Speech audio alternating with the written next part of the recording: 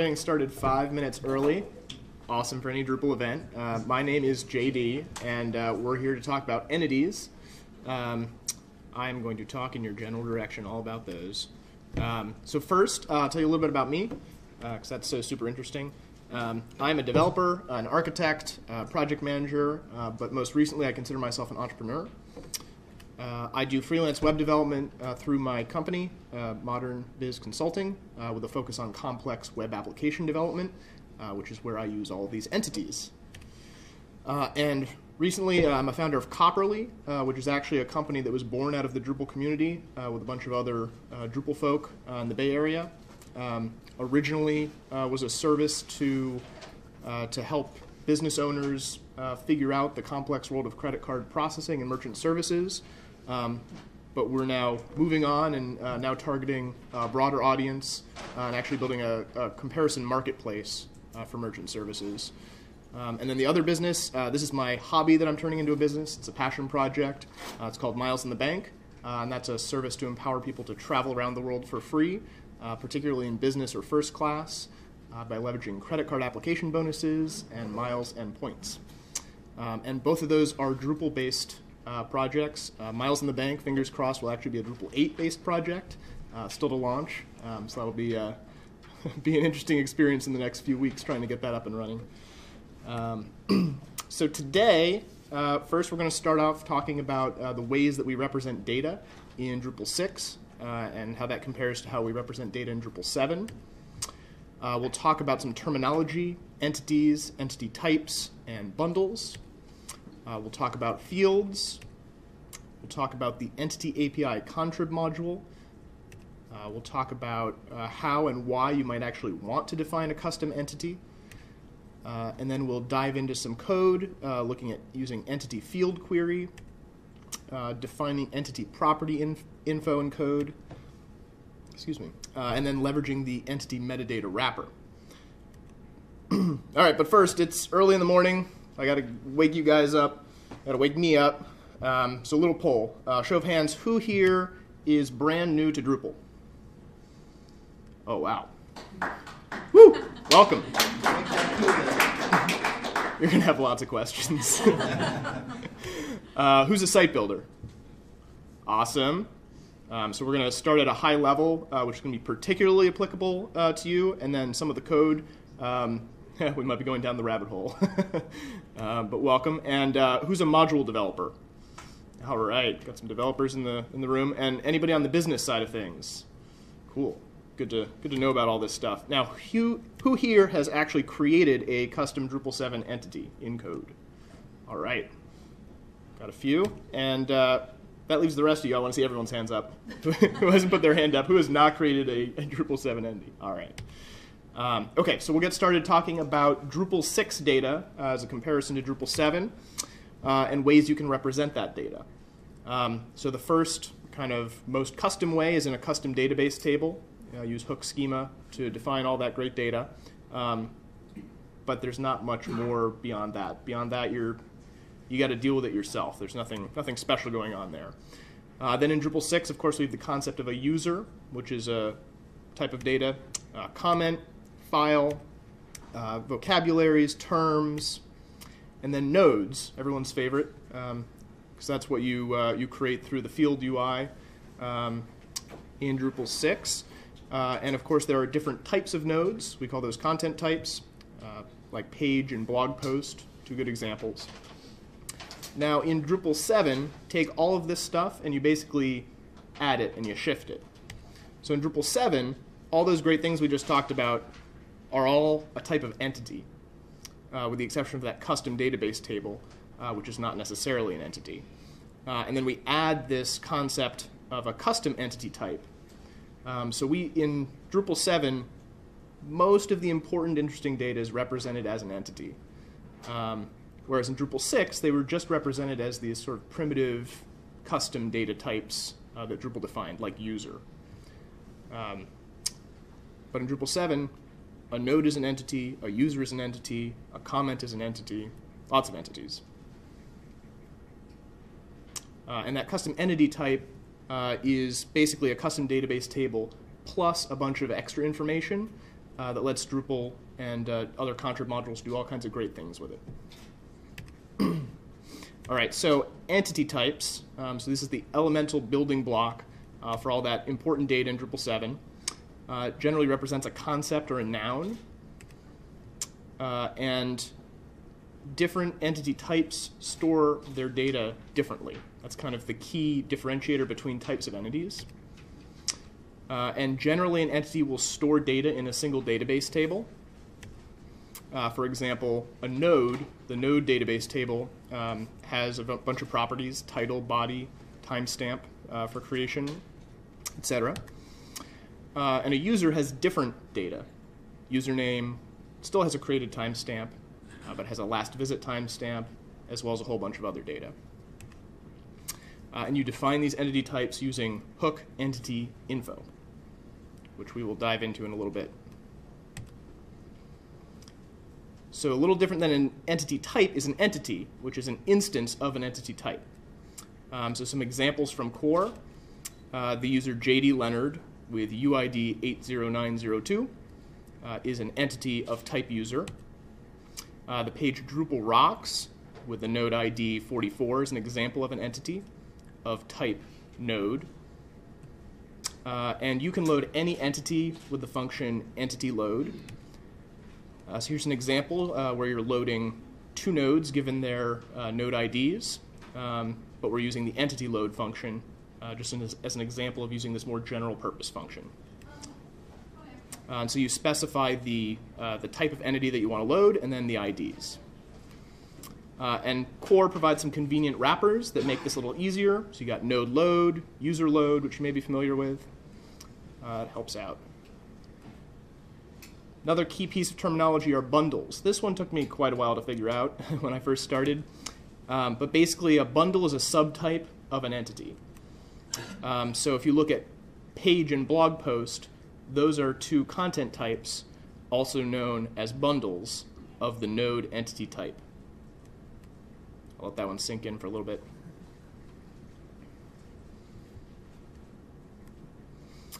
Not all entity types, however, have more than one bundle. For example, a user doesn't have any subtypes. That kind of concept stands on its own. You don't have, there aren't multiple bundles that represent a user. So why do we actually need these entity bundles? Well, each entity type stores some data in a table, typically, and we call these pieces of data properties. So for example, a node has title, body, author, created timestamp, but not all nodes have all of the same data. They all have that data, but there's some additional data they might have. So a page might have data beyond that captured by the node table, and a blog post may have some tagging information, stuff that's not actually stored in that node database table. So we need fields. So in D6, this was the content construction kit. It was a contrib module, and it allowed you to store additional data per node content type. So take an example of a CCK module 5-star. You've seen this a lot, probably. So it's a contrib module that leverages the contrib module CCK's API to provide this additional functionality, allowing nodes to be rated on a scale of 1 to 5, typically. And so, as an example, you could use this to let users rate pages or blog posts on a site. Now, in Drupal 7, CCK got merged into core and is now called fields. So this is a core concept, and again, lets you store additional data, but it's now per entity type. So it's been generalized. So rather than storing this additional data just for different content types, it's for any type of entity, actually any bundle. So basically applies that power of CCK to all entity types. So if we take the 5-star example, compared to Drupal 6, in Drupal 7, it's still a contrib module, but it's now leveraging the core field API rather than that contrib CCK API. And it allows entities to be rated. So now, not only can you rate different types of nodes, but you can potentially let a user rate users, comments, and even custom entities. Excuse me. All right, so let's look at entities in core versus contrib. Now, Drupal, as many of us know, is not famous for naming things well. So entities are a Drupal 7 concept, and core provides something called the Entity API, which are a set of functions and hooks to define and interact with entities, entity types, and entity bundles. Everything we've discussed so far is a part of core Drupal 7. You don't need any contrib modules in order to take advantage of the Entity API, as discussed. But not everything made it into Drupal 7 core when they merged CCK into core as fields. The concept of entities into Drupal 7. And so there is an Entity API contrib module, which is horribly confusingly named because it has the same name as the core Entity API. So what does this contrib module do? Well, it basically makes dealing with all these different types of entities and bundles a whole lot easier. To start, it provides with full CRUD functionality. It allows the definition of metadata about entities. And it optionally makes entity data exportable, for example, for configuration, revisionable. Node revisions is a good example. It provides an optional administrative UI for managing entities. And then there is a sort of object-oriented representation of entity types. All right, so Entity API, core contrib. Well, the documentation for core's Entity API is separate from the Entity API contrib module. But in practice, you're probably going to always use the Entity API contrib module in addition to core, if you have any use for creating custom entities. And that's because it provides so much awesome functionality, which we'll get to. But there's no need to be confused. Just always install that contrib Entity API module, and then you're always going to have access to all the cool stuff that it does in addition to what core lets you do. All right, so let's look at some examples of contrib modules that actually define their own entity types. So Drupal Commerce has a whole slew of different entity types in Drupal 7. There's Commerce Product as an example, Commerce Payment Transaction, and I don't know, maybe over a dozen more. Organic Groups represents memberships and types of memberships as entities. Rules represents its configuration. If you go in the Rules UI and you set up a bunch of rules, excuse me, that creates a bunch of rules configuration entities, all of type rules configuration. Message, you think like an activity stream on Facebook. The message module has the concept of message type category. The list goes on. There are a ton of contrib modules out there that define custom entities. All right, so let's look at a custom entity type. So this goes years and years to my past here. I created a website called textbookmadness.com. It was basically like a Craigslist for textbooks at schools. It also did online price comparison shopping. So it pulled prices down from Amazon, textbooks.com, places like that. And we're going to use this as an example because I know it really well. So the online prices are fetched using a third-party API, and then Drupal stores that in the database. And hereafter, we're going to refer to those online prices as offers. So how do we define an offer?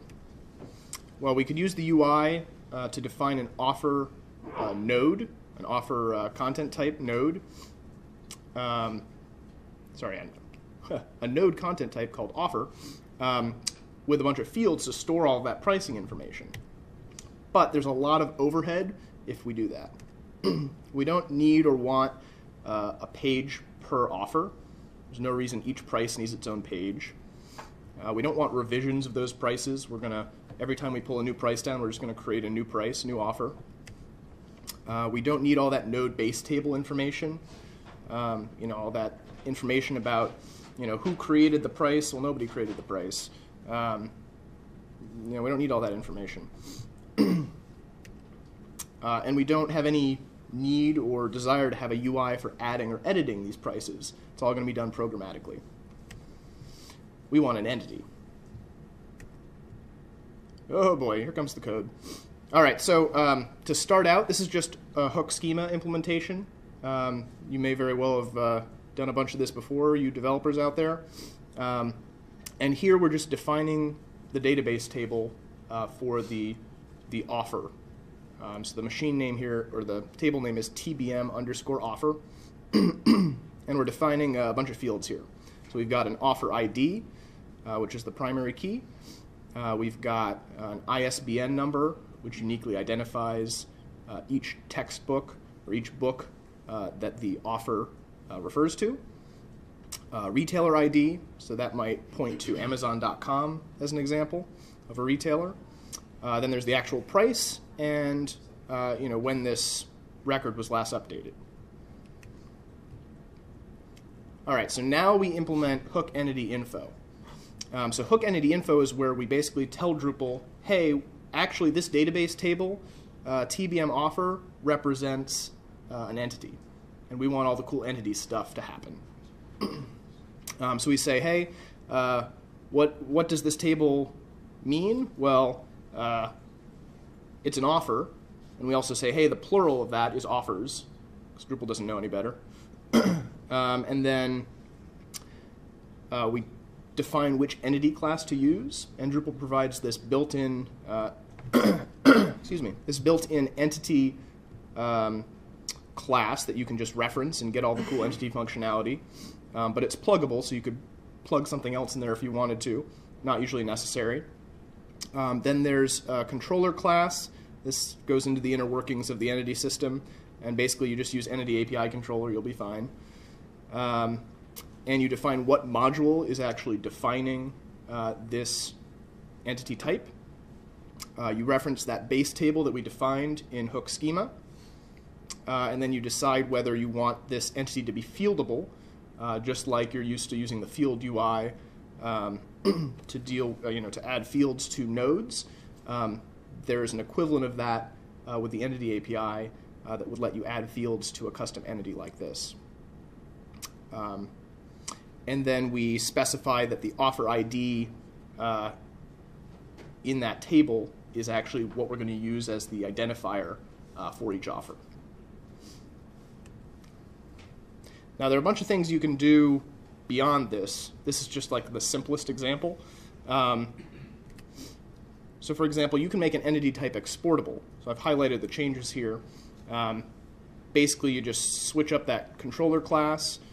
You say exportable true, and then you also have to provide a name, some sort of machine name, so that when these entities get exported, these entity types get exported, then everything has a name, so it can be used by modules like features or other modules that deal with exported configuration. You could also make an entity type revisionable. So just like nodes can have revisions, so can custom entity types. And the key here is you basically need an ID for the revision, just like nodes have a revision ID. You need to specify what column in that table is going to specify the latest revision. And then you also need to point to a database table that holds all of that revision information. And of course, you'd have to define that in hook schema as well.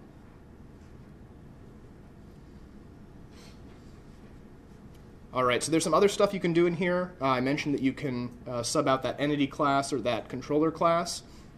You can basically create a custom class that extends the existing functionality there and overrides certain things. So this is not typically necessary, but it can be useful.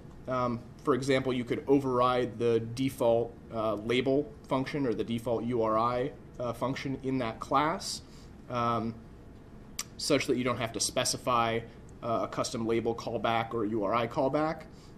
It's just another way that you can do things. There's always more than one way in Drupal. You can specify an access callback, so just like node access. You could have an offer access function. And then you can specify a label callback or a URI callback just as a function to call if you want to. There's just a lot of extensibility built in here. All right, entity property info. So there's another hook out there, hook entity property info, that lets you define metadata for the entities and the entity types, really for the entity types. This is provided for the core entities, so you don't have to worry about them. But if you want this for your own custom entity types, it's great because it basically lets all these contrib modules do all these awesome things with the data. And this property info by default is automatically generated based on what's in hook schema. But it doesn't understand certain things, including foreign key relationships that you might define there, like an entity reference, node reference. Doesn't know when an integer is actually a date, like a Unix timestamp.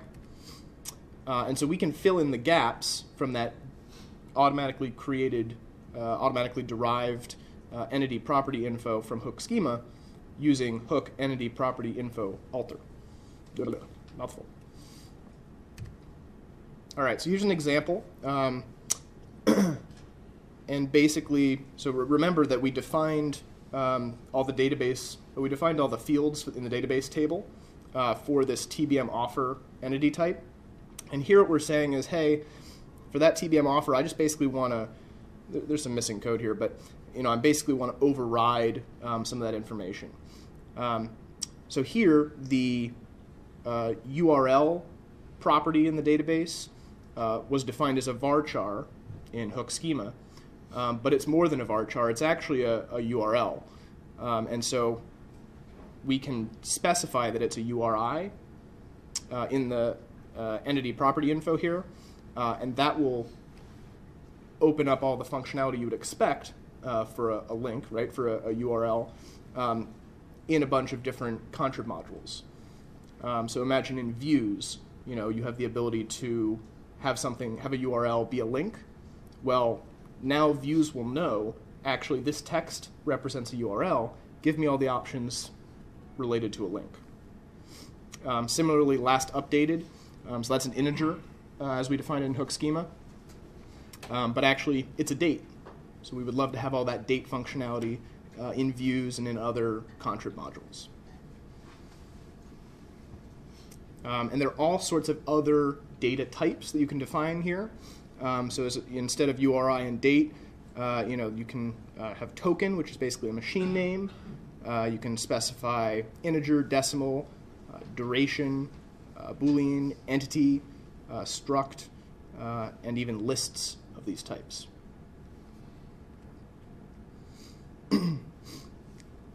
So here is an example of actually defining a new property in the alter function so that we can reference the retailer that is offering this price. So here we're saying, hey, in this offer, for this offer entity property info, add this information for retailer, call it retailer. And then under type, we say TBM underscore retailer, which is actually the machine name of the retailer entity type that we've gone and defined in hook entity info. Getting all jumbled here. Hook entity info. And this basically is making this a reference.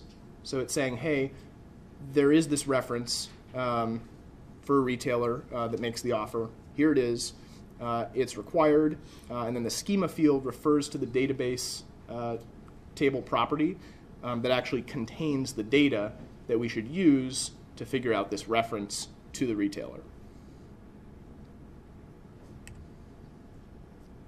So there are a whole bunch of different modules that leverage the Entity API. So I've already mentioned views. So as an example, if we have a view of offers, we could add a retailer relationship now that we've defined that reference here. And include details in that view about each offer's retailer along with a link to the retailer. In rules, search API, features, internationalization, and the token system all leverage the information about entities and about their metadata that you defined in the hook entity hook. What was it? Hook entity property info, or the resulting alter function.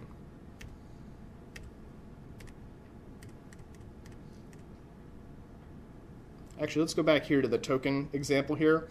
So here, you know, in the UI when you can plug in, you know, the token information at the bottom here, this basically lets you get to the date that the retailer of the offer was created in one little token blurb.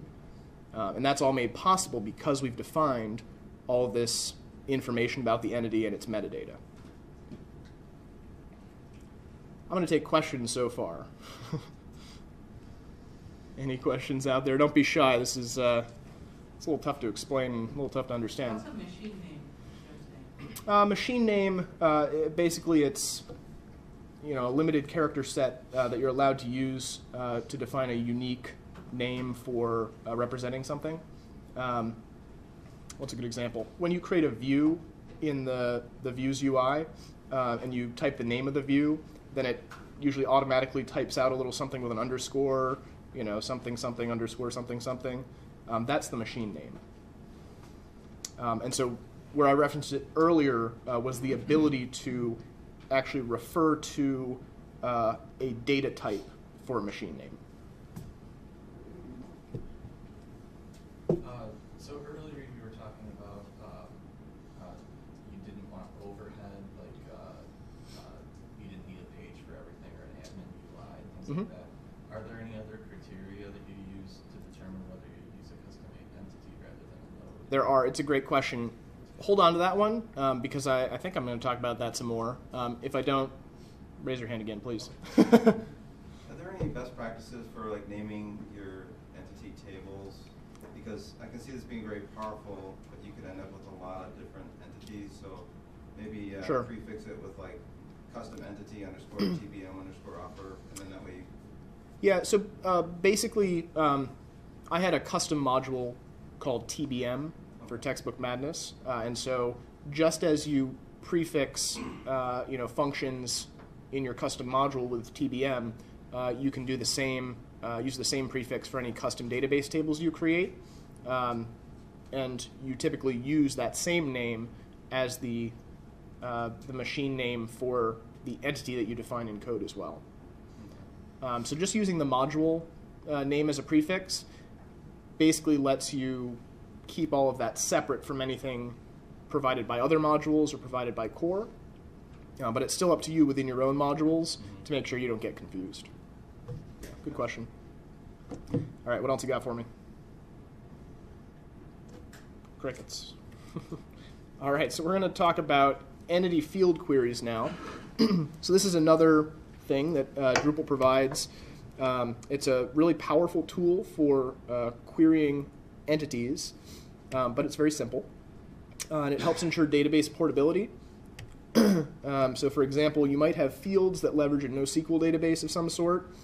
You can still use entity field query to pull out information about entity properties and the field data, even if they're in different database tables, even if they're in different database engines. So you can query field data across different types of entities. We'll get some examples. So for example, you might want all pages and users that are tagged with a particular taxonomy term. Entity field query actually lets you do that in one relatively simple, could be a single line of code if you want it to be. And entity field query returns the IDs of those entities keyed by entity type. So this is important to think about because while nodes, let's say you have node ID 44, those IDs are specific to nodes. They're specific to the entity type of node. If I have a user, I could also have a user with ID 44, right? They're not the same. It's not the same number. It's the same number, but it's not referencing the same entity, and that's because each entity type keeps track of its ID, its identifier separately. So because entity field query can span different entity types, there's a possibility that you would get back node ID 44 and user ID 44. Ugh, what do you do with that? So it separates them when it returns them by basically saying, here's the type of entity, here's the ID. Here's the type of entity, here are the IDs. So once you have those IDs, then usually you'll load them, depending on what you want to do with them, using entity load, or you can use one of those helper functions like node load, etc. So here's an example. Just made this up. So we want published page nodes with an awesome factor less than 3.2. We want 10 per page. So we create a new entity field query, and we say, I want entities of type node. I want the bundle, that's the content type, page. I want the entity property status to be 1. Status represents whether it's published in the node table. And then I will have a field condition as opposed to that property condition. So the field condition has to do with the field API. And it's saying field awesome factor. I want the value of that field to be 3.2. Actually, I want it to be less than 3.2. And then I say how I want it ordered, and I say I want 10 of them at a time. So now you've got this query. Now you execute it. So now you get a result keyed on the entity type. So we want to check here if result node is set, then we know that we actually have some nodes that have been returned here, some IDs that have been returned. And we can get out those IDs. We got the node IDs, and then we can load them. We can either use node load multiple, or we could use entity load specifying node. Either one works, same result. And we've plopped out our pages there. Any questions about the entity field query? There was a lot of work done on this in Drupal 8. Do you happen to know if they were successful in getting views based on views using entity field query in D8?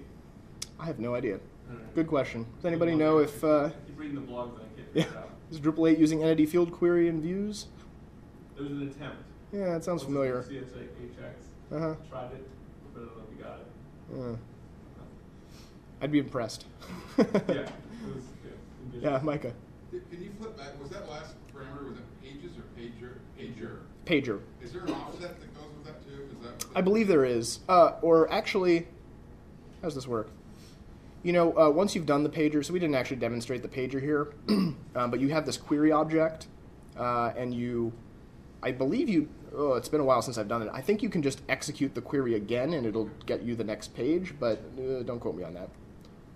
Yeah, good question. All right, so my favorite tool out there in the land of entities is called Entity Metadata Wrapper.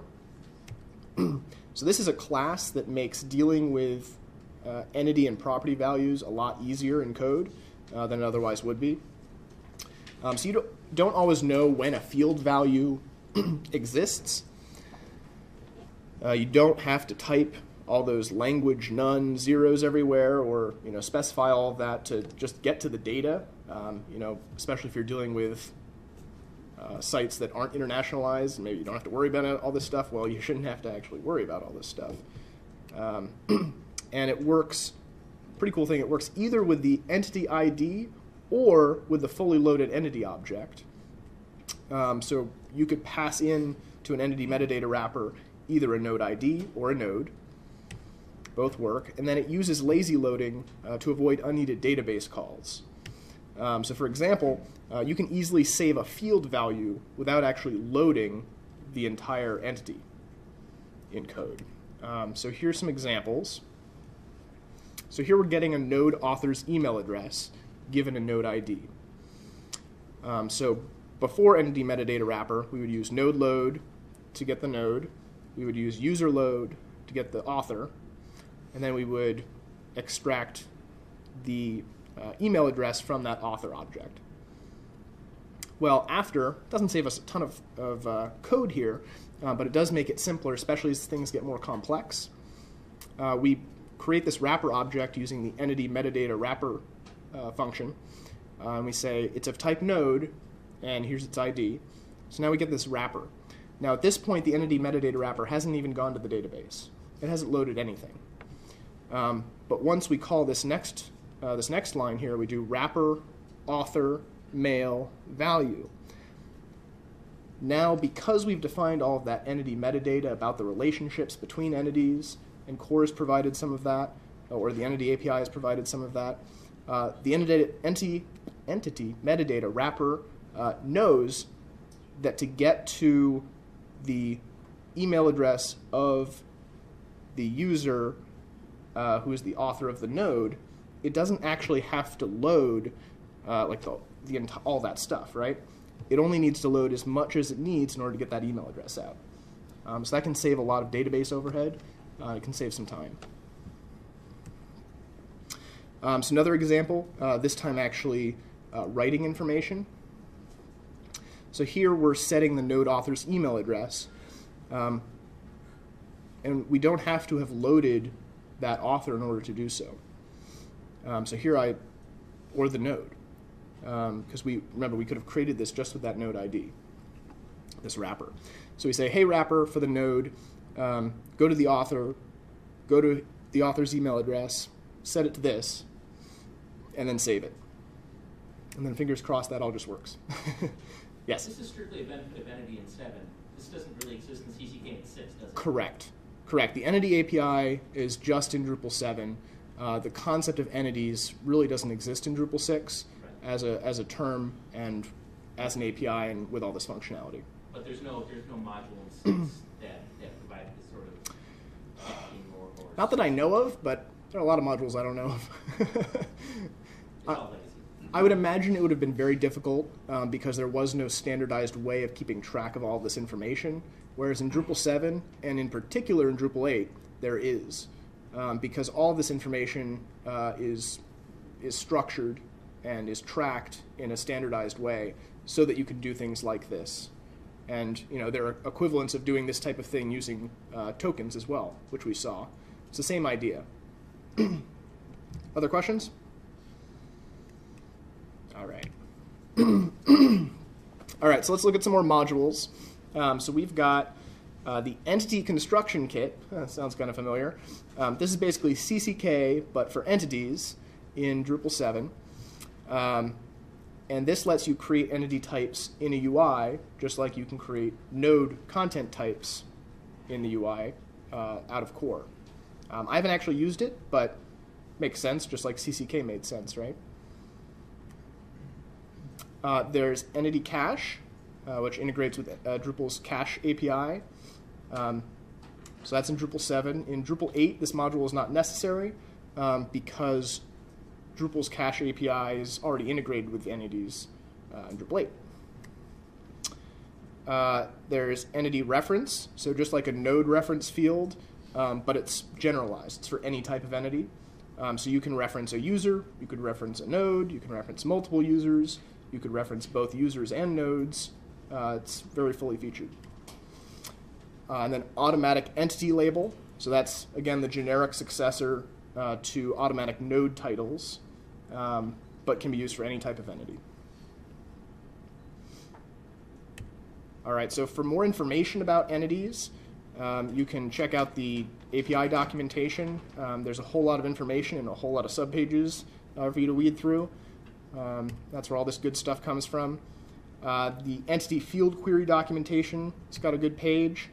The Entity API contrib module page refers to a bunch of documentation and kind of helps you figure out why you need it.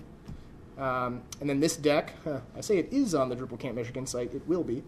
You can find all that here, all that later. Feel free to email me. You can follow me on Twitter, although I basically don't exist there.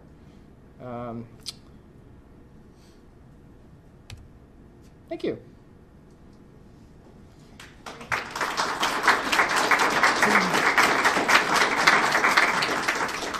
All right, so I know you guys have some more questions for me, because we got a few minutes left. Yes, sir. So one of the problems that I've had with working with the entity metadata wrapper is working with other people's code that's not quite documented. There's a function, and I can't remember what it is that I wanted to highlight, but I think it's get property info, and basically what it does is it lays out the fields that are available for the entity that you're using.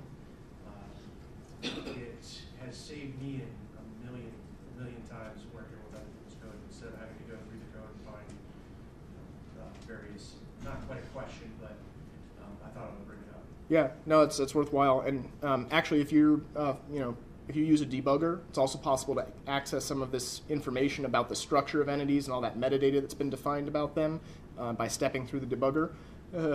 Can take a little figuring. You get that entity metadata wrapper exception. Ah, yes, there's that. And that debugger is useless. It's true. It's true. That's the 6,000 lines of code that you have to track So, and try and figure out what's going on. Yeah, so it's a bit tough to actually get to that information, and you mentioned the entity metadata wrapper exception. Basically, this gets thrown whenever you're trying to do something that is not possible using that entity metadata wrapper. So if you're trying to access data that doesn't exist, for example, you might get this exception thrown. If you're trying to save data in a format that's invalid, you might get this exception thrown. So what was missing from my code examples are a bunch of try-catch blocks on a lot of that code, basically saying, hey, try this. If it doesn't work, do something logical and don't freak out. And that's logic that, unfortunately, you need to write. I gather that in Drupal 8, it's a lot better, although my experience there is limited. But, it gets better. All right, other questions about entities, entity types, bundles? Yes, ma'am. Has there been any studying of how much faster and easier entities make you over nodes? Because it seems to me that most of what you could do with entities, you could just do with the node content type. Yeah, good question. You don't want so this, you want. Yeah, good question. So this comes back to your question as well, which I never got back to. Basically, the question is, entities versus nodes, right? In general, but also from a performance perspective. So it's a little tough to say. I don't have any benchmarks that I've seen recently. I know just because the node, there are all these hooks involving nodes. There are all these node subsystems that are used and get used when you deal with nodes. The entity API is like a light version of that. Actually, the node subsystem is built on top of the entity subsystem. So just by definition of the amount of code that gets run, gets executed when you're dealing with nodes, it is likely to be more when you're dealing with nodes than when you're dealing with just custom entities. Also thinking from a database, data storage perspective, nodes predefine all this information that, for example, with the textbook price offers, really don't care about. But it would be stored in that database anyway. It would be taking up that space and potentially making those queries slower. So like at a high level, entities will, custom entities can save from a performance perspective. Running out of steam here. From a developer perspective, from a developer experience perspective, particularly from a site builder perspective, it's a lot easier to go and throw together some nodes and some fields in the UI. Are there trade-offs with that flexibility? Absolutely. And you get that in performance. And also in some flexibility, potentially, because with a custom entity type, of course, you have all the control you want. You can do anything you want in code. Now, that's not to say you can't do that with nodes as well by extending the nodes. By the time you're doing that, maybe you should just do a custom entity anyway. It really depends on your needs. Advantages of nodes over entities, you get some additional built-in functionality, right? You've got revisions built in without you having to worry about, here goes JD, without having to worry about defining the database table for revisions. You get a page per node, which with entities, I feel like I almost skipped a slide in there. With entities, by default, you don't have that. There is actually a way the Entity API contrib module does provide an admin UI that's optional for adding, editing, kind of managing entities in the database, or in the UI, rather. And I don't think the node one is strictly built on top of that. Maybe it is. Basically, nodes come with some baggage, and that baggage can be useful, or it can be baggage. Yeah? Just to add a couple things on the question of when to use entities, what we found, one example, we've got a Drupal 6 site here that we started by importing 300,000 records from another database. The performance is terrible because you have to search on all those fields. As we're moving that to Drupal 7, we're going to put that in a flat table. If you're working with externally generated data where you bring in a table from another system, import it into your Drupal database, you can treat those as entities. You get all of the good Drupal stuff like automatically. If those are numerically keyed, you can put fields on them in Drupal. So you've got your base table coming from outside, and then you add fields in Drupal that don't get messed up every time you refresh the external data. And then lastly, if you're going to want to hit your Drupal site with any external reporting tools, it's nice to have all that information in one nice flat table. So those are another couple things that we found here that work out really well for using custom entities. Yeah, good points. And actually, I'll add on to that. I don't think you said this exactly, but from a performance perspective, there can actually be some additional advantages in using data stored in an entities table rather than in fields, because by default, when you create a bunch of fields, each field is a database table, right? Every field you add is a new database table. It's a new join of two. You're right. It's two database tables for every field you add. That's a bunch of joins that you got to deal with every time there's a database query happening, or Drupal has to deal with. Thus, there's a performance hit, and it also can make porting that data to a different system more difficult if you're not using Drupal subsystems to do it. All kinds of good reasons to use entities. Yeah. Can you think of any sort of deal breaker modules in your example to dovetail with your comment? Modules that look like maybe they had been built for node over entity, that if you need to use them, then you really should stick with node over entity? I don't know if I can think of one off the top of my head, but there are a bunch of them. There are a bunch. I mean, there are a bunch of modules. If they say they're for nodes, and they're not for entities in general. A lot of modules that were upgraded from Drupal 6 may not have been upgraded to take advantage of the more generalized entity API in that subsystem. So yeah, you do have to be careful with that. But in general, if you're creating a custom entity, you really have to make the assumption that you're going to be doing a lot more custom work in order to deal with that. And that's one of the big trade-offs. Yeah. Yeah. Dovetail onto that. To answer your question, from a user perspective, there are a lot of reasons to use entities. Don't think of it as compared to nodes. From a user perspective, think about like where you would use a web form, but you don't want to just send an email. You want to store and report on the data and actually calculate on it.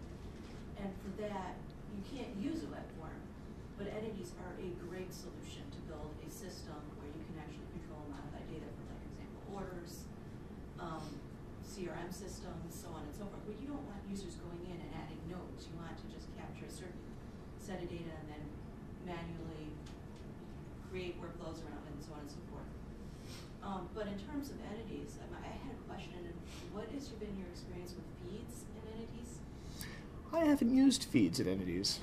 Good question. Because there are times you need to manage automated loads of orders from, let's say, external systems. Yeah. If you use the dev version, it's nice.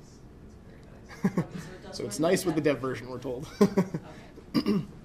Yeah, I mean, I would imagine that it would be useful because, again, you get access to all this, metadata about these entities, and presumably you can map those fields in feeds as well. What was the first thing that you mentioned? You made a point before your question. Because if you think of what I was pointing is, you think of entities as compared to web forms as Oh, yeah. opposed to nodes, you can see a whole lot of reasons to use them. Because web forms you can't do, they're not available from other places in the system. You can't use them with reviews. You can't do workflow around them Yeah. without building a whole lot of custom. Whereas entities all put in. Yeah, and I don't remember if web form provides this functionality or whether it's now part of entity form. I think there's an entity form module that basically lets you do web form stuff and store it. Yeah, you can do web form type things with an entity module, but you can't do entity type things with a web form module. Web forms are basically you send an email Yeah. or something and that's it. It's not really made for building a system that you're going to report off of or do bit calculations and further operations down the line. Yeah, and Whereas so entity forms are very useful. yeah, and so in general, if you're choosing a module to install, and there's a node version and there's an entity version, almost always you're going to want to go with that entity version because it's going to let you do all the all the things that you can do with the node version, but for all the entity types. Yeah. All right, I got just like another breath. Any other questions out there? Yeah. What does entity field query do that views doesn't do? So,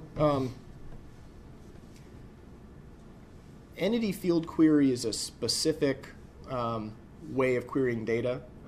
It's powerful, as I described, because it can span different entity types, and it can access property data and field data, and it's simple. But it's simple, so it can't do absolutely everything. It's really a subset of functionality that you could achieve using the database API. I don't remember what it's called. The database, the next generation. The way that in code you access all the database tables. Views is doing some more sophisticated things. It has a lot more capabilities. To deal with relationships, and then of course it's also dealing with filtering and there's just all this stuff that it does, and it's with the UI, right? Like that's the big one, right? Views has this UI, entity field query code, custom code. Sometimes people use views as if they're doing custom programming, and they don't actually use the view to display something using views. And that's kind of it's a testament to how powerful Views is, but it's really not what Views was designed for, right? Views was designed for creating things for people to look at by creating these complex queries that do cool things. Entity field query and just the typical database functions are really, what are designed for custom coding without any of the overhead associated with dealing with, display. Good question. All right, one more question if you guys have one. Otherwise, we'll wrap up. Cool. All right, well, that's it. Thanks, guys. Let me know if you have any more questions.